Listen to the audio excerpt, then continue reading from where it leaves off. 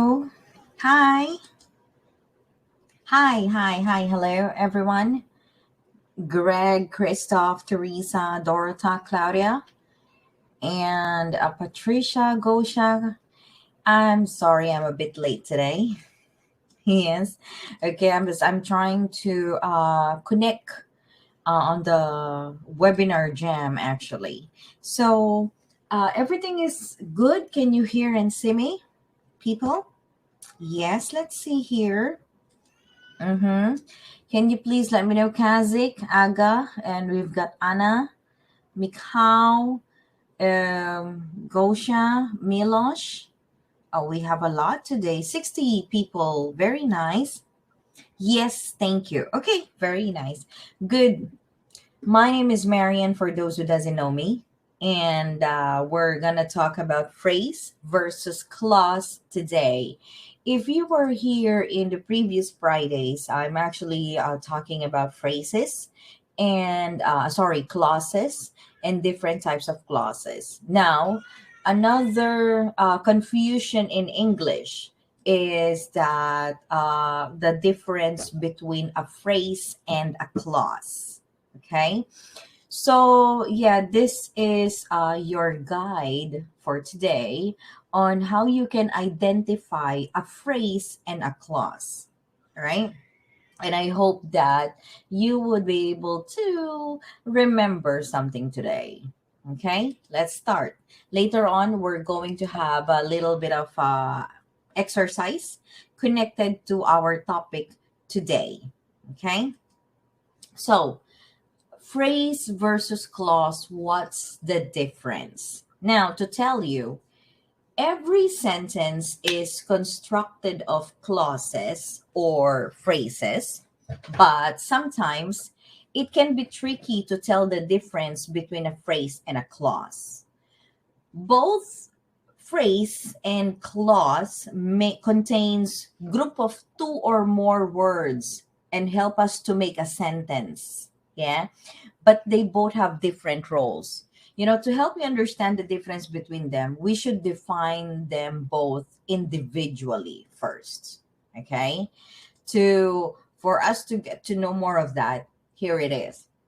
Remember in the last 2 weeks when we're talking about clause, a clause is a group of words that contains a subject and the verb. Yes, that has a subject and a verb. Now, a phrase is a group of words, but it doesn't contain a subject and a verb. But this is a group of words. Okay, good. Yes. So, however, to tell you, a sentence can exist as a single clause. A clause, or like the main clause, can be a sentence alone, but a single phrase can't make up a sentence. Phrases add meaning to sentences, but they can't create sentence on their own. Clauses, on the other hand, are necessary. Removing a clause from a sentence may affect the understanding. Yes? Okay, good.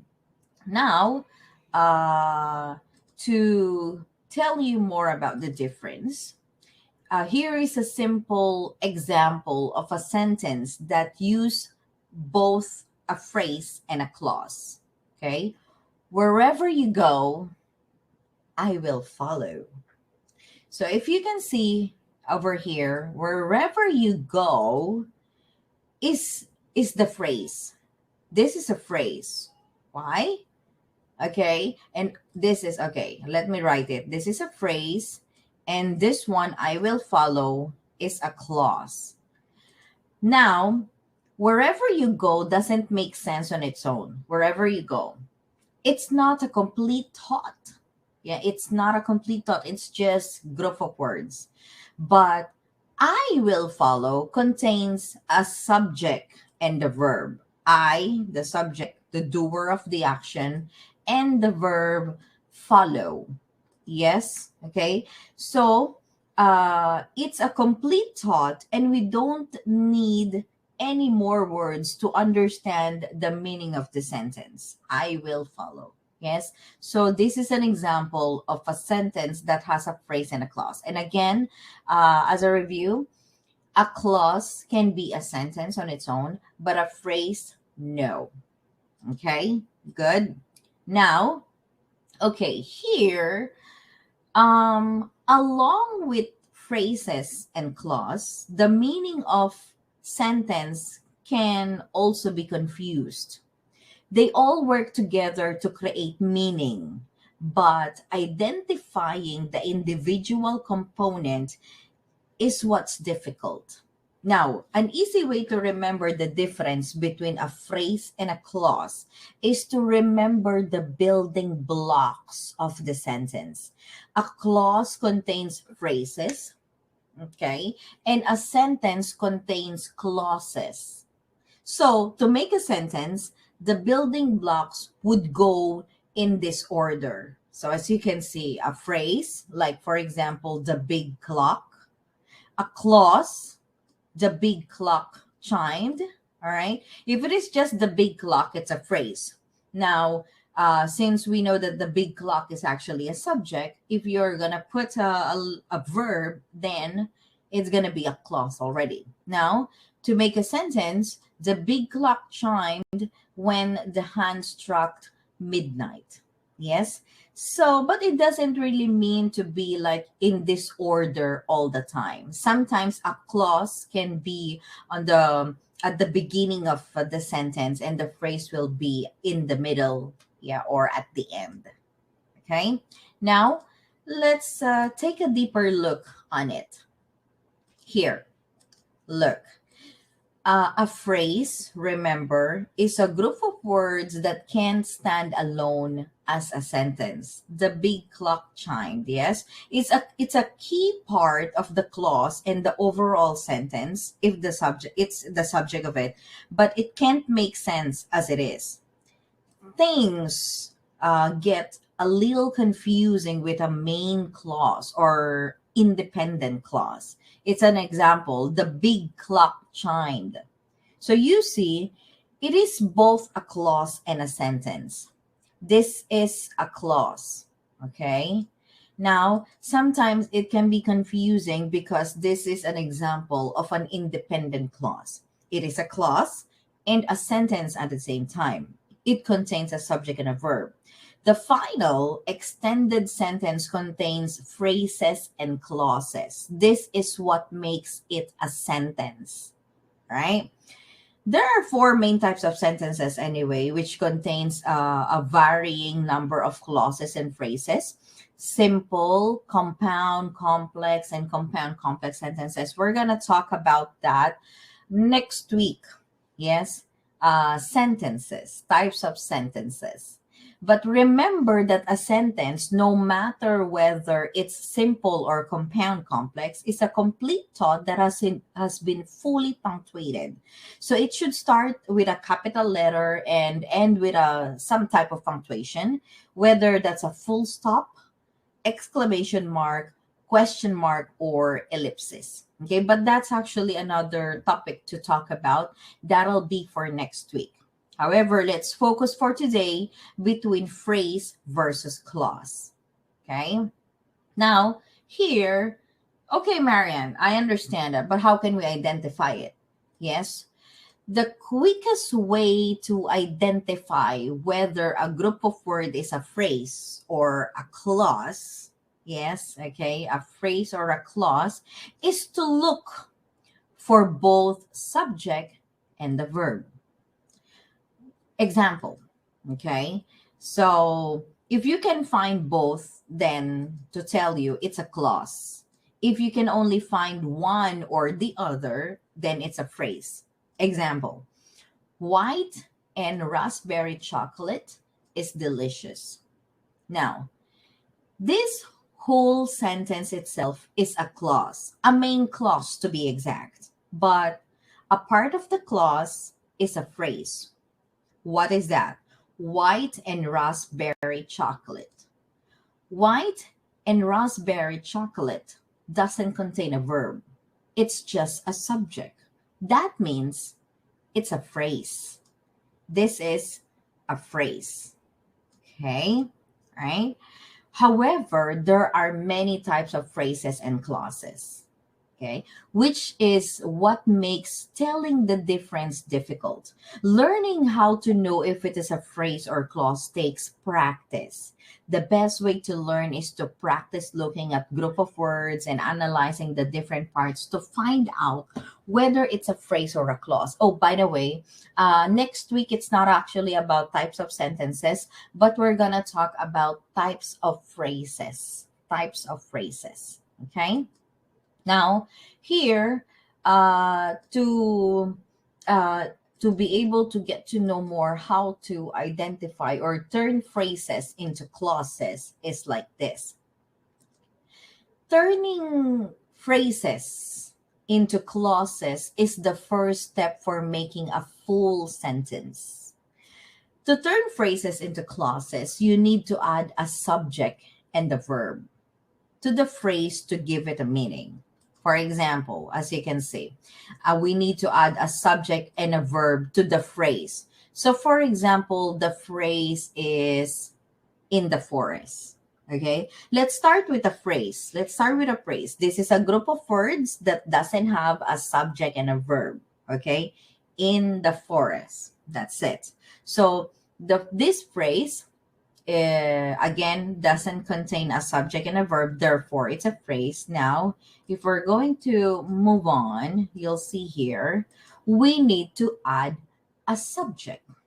Okay, so let's say the subject is a group of deer. Now, okay, let's focus on this is the clause.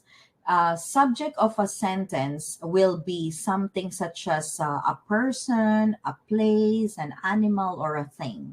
Okay, let's say the subject of this clause will be group of deer.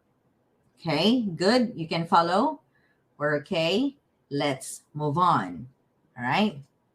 Now, here, finally, we need to add a verb. We already have a phrase, group of words in the forest, and a subject, a group of deer. Now we need a verb, an action that a verb is an action, remember, that a group of deer will carry out. The verb we'll use for this clause is live. Let's put them all together.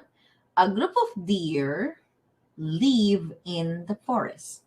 Now, this has created a main clause already. Once your clause is created, you should decide whether it's a main clause or a subordinate clause.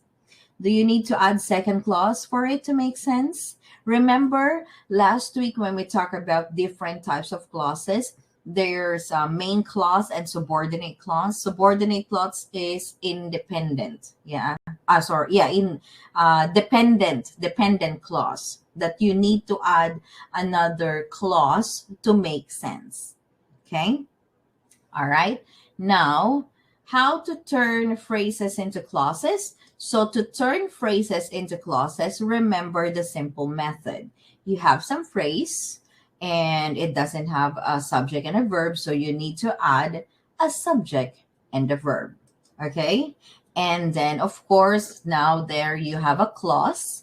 And after you have a clause, identify whether it is a main clause or a subject on its own already, a sentence on its own, or a subordinate clause. Okay, we're good? Yes, I hope. Because we're going to have a little bit of practice. Okay, ready? Let's try. Over here. Um, Choose whether the highlighted part in red is a phrase or a clause. For example, faced with so many problems, I decided to get professional help. Is it a phrase or a clause? The red one, okay? We're talking about the highlighted in red.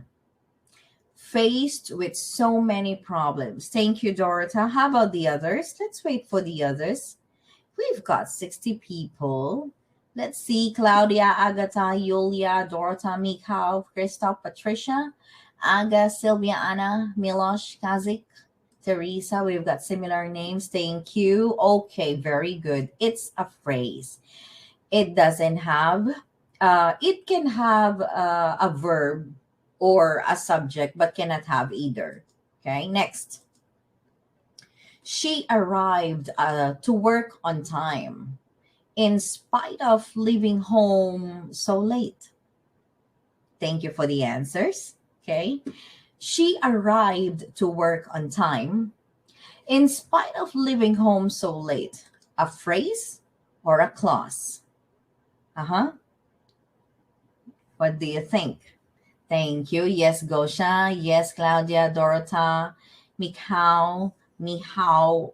It's hard to pronounce, but yeah. Okay, very good. Thank you. It's okay, Christoph.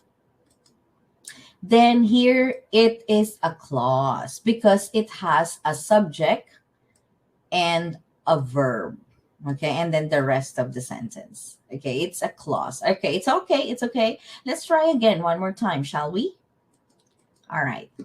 Before taking any medicine, I always speak to my doctor. Before taking any medicine, I always speak to my doctor. Mm-hmm. Me how? Oh, silent C. Okay, I see. All right, got you. Me how? Thank you. All right, I always speak to my doctor. Then it's a clause. Very good. Thank you, Anna, Dorota, Alicia, Sylvia. Me how? Yes, Patricia, Claudia. Go. Let's move on. Mark has lived outside of this country, of his country, for 14 years. Yes. Okay. Yes, Kazik, Agatha, Teresa, Beata. Yes, Anna. What do you think? Okay. For 14 years. No subject and no verb. Therefore, it is a phrase. Very good. Thank you. Let's move on. Another one. I have here another one. What if I say, in the morning, it's best to get up early? It's best to get up early.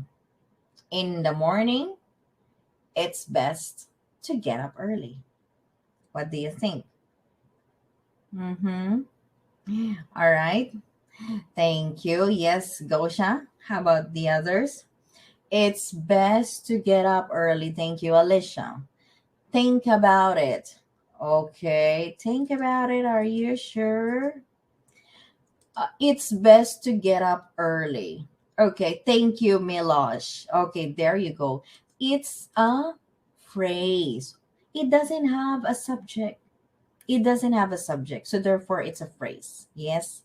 Okay. Meaning to say, remember, a subject can be a person, an animal, okay, or a thing. I mean, the one doing the action. And here, nobody is actually doing the action. Yeah.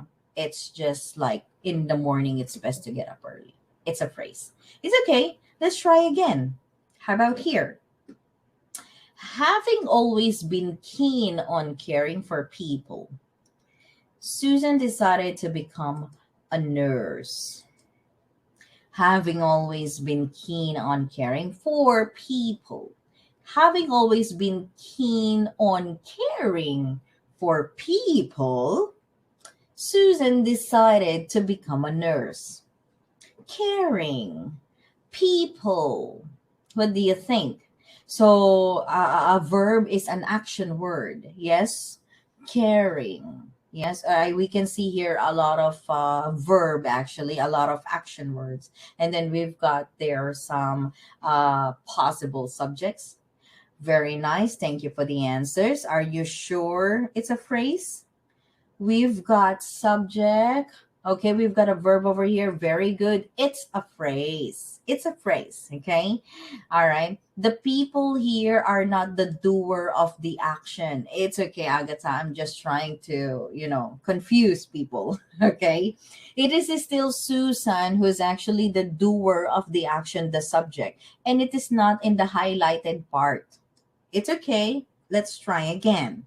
All right. Okay. Here. They were annoyed by the baby crying so loudly. By the baby crying so loudly. Is it a phrase or a clause? Think about it. Identify the real subject and the verb in the sentence. It's okay. All right, very good. Thank you. They were annoyed by the baby crying so loudly. Subject, the one being talked about in the sentence. Yeah. Okay, here you go. Let me give you. It's okay. I know it's kind of confusing. It's a phrase. Why the baby crying so loudly? Yes. Okay. It's okay. Let's try again one more time. Over here. Although injured, okay, John managed to crawl to safety. John managed to crawl to safety. Although injured, John managed to crawl to safety. Maybe this one you would be able to make it. Yes. Okay, in this case, then it is a clause. Does gerund makes a difference? You mean to say, oh, okay, with the ing, by the you're talking about the baby crying so loud? Not really, Mikhail. It doesn't really talk about whether the verb is a gerund or an infinitive. Yeah, no. Okay, then it's a clause. Very good. Next, let's continue. I will be running for president. I will be running for president. As long as the subject, the one being talked about in the sentence, okay, and then there's a verb, identify the whole sentence. If it has both, then it's a clause. If it is just the only one or the other, it's a phrase. Then here, where were we? I will be running for president. This is a phrase. Very good. Okay, correct. Well, let me check. I think I still have one last activity for today. I like the guy with the green t shirt. I like the guy with the green t shirt. Mm-hmm. What do you think? I like the guy with the green t shirt. Sorry, without T, with a green shirt. So, okay, very good. It's a clause because we have the subject and the verb. Yep. Okay, and then the rest of the sentence. Very nice. I know that I know that it is not that really really hard to understand anyway, but then it's just a matter of practice and it's okay. Next week, we're going to talk about more of types of phrases. Okay. I know this is Friday, so time to go make stories for Monday. Yes, I hope that what you have learned today will still be in our head in a matter of few days. Yes. Okay, so thank you so much. I hope you find the webinar useful today as a refresher, okay, or maybe something that you learn, and at the same time, of course, to participate in a similar event in the future, which is next week. Not just my webinar, but also other webinars of my co-hosts, Tomasz, Theodore, and Moipe. Yes. So thank you so much. Have a great evening, everyone. I'll see you on the platform. Thank you. Goodbye. Mhm.